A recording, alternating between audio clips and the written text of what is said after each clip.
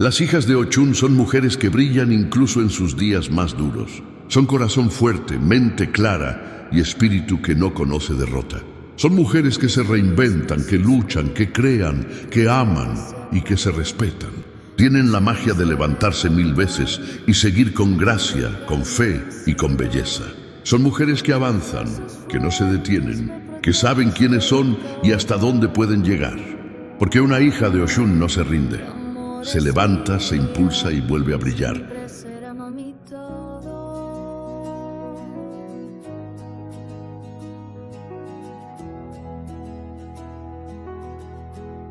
Cada día que pasa, sigo aprendiendo de ti, tu fuerza interior.